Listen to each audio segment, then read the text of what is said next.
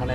মোটামুটি 15 বছৰ হৈ গ'লে মানে সমস্যাটো হৈ আছে এতিয়া সৰু সৰু কেইটা বৰিং বহাইছে যদিও কিন্তু মেইন টংলা টাউনৰ নগৰবাসীয়ে কোনো ধৰণৰ খোৱা পানীৰ ব্যৱস্থা পোৱা নাই বিশুদ্ধ খোৱা পানী যিটো পানী আছে সেই আৰ্ছেনিকযুক্ত ইতিমধ্যে আপুনি অনুভৱ কৰিছে নহয় এনেতো তাৰা হেণ্ড পাম্পটো তেওঁলোকে দিছে বুলি কৈছে কিন্তু মই এটা পাইছোঁ সেইটোতো চালু অৱস্থাত নাইয়ে আৰু ৰাইজে এতিয়া ক'ব পাৰিব মই নিজ চকুৰে দেখিয়ে পোৱা নাই পৌৰসভাই যিয়ে নকওঁ কিয় সেইটো আমাৰ প্ৰমাণ মানে ব্লেক এণ্ড হোৱাইট আছে গতিকে আমি একশ্যনটো লোৱা যাব মই আপোনালোকে এটা অনুৰোধ কৰিব বিচাৰিছোঁ আমাৰ টাউনটো ক্লিন ৰখাটো আপোনালোক সকলোৰে দায়িত্ব আছে আমাৰ সাংবাদিক বন্ধুসকলৰো দায়িত্ব আছে আপোনালোকে নজৰ দিব লাগিব আপোনালোকে যিমান পাৰে মাত মাতিব লাগিব চিঞৰিব লাগিব তেতিয়াহে ৰাইজে সজাগ হ'ব ৰাইজক সজাগ কৰোৱাৰ দায়িত্বটো আপোনালোকে ল'ব লাগিব অকল পৌৰসভাই যে পাৰিব সেইটো নহয় কিন্তু পৌৰসভাৰ ফালৰ পৰা যিমানখিনি চেষ্টা কৰিব লাগিছিলে সেইটো চাগে তেওঁলোকে কিবা এটা কাৰণত কৰিব পৰা নাই মই সেইটো জানো যে আমাৰ BTCৰ বা BTRৰ বা অসমৰ আমাৰ যিমান অফিচাৰ আছে তেওঁলোকে খুব নিজৰ এৰিয়াৰ ডেভেলপমেণ্টৰ কাৰণে কাম কৰিবলৈ মন আছে কিন্তু মনোবল চাগে ভাঙি গৈছে কোনোবা ধুৰন্ধৰ মানুহৰ হাতৰিত পৰি পেলাই গতিকে সেইবোৰৰ ওপৰত আমি একশ্যন লোৱা হ'ব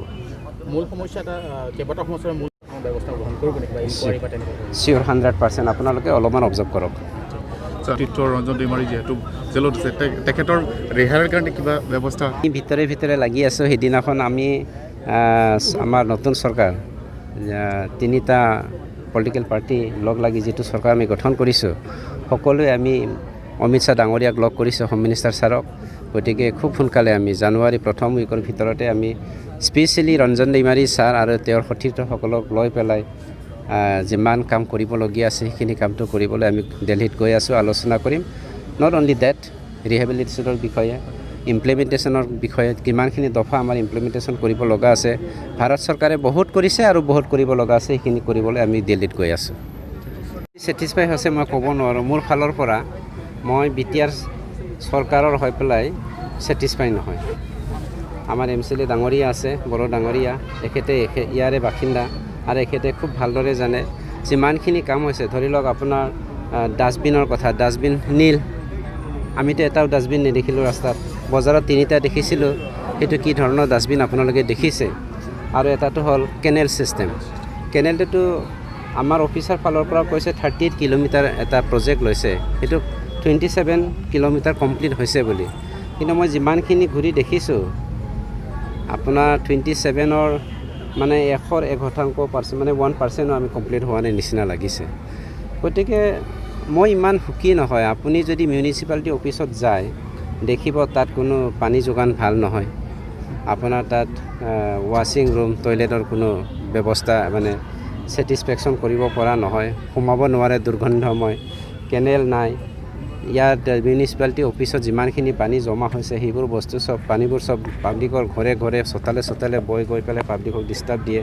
সেইবোৰ মানে কমপ্লেইনটো আহিছে এলিগেশ্যনটো আহিছে যিয়ে নহওক আমি ছেটিছফাই নহয় মই আপোনালোকৰ মিডিয়া থ্ৰুৱেদি আমাৰ BTR চৰকাৰটো এইবাৰ ষ্ট্ৰিক্টলি একশ্যন ল'ব কাকো ৰেহাই দিয়া নহ'ব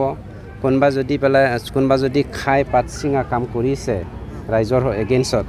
ইয়াৰ ওপৰত আমি একশ্যন লোৱা হ'ব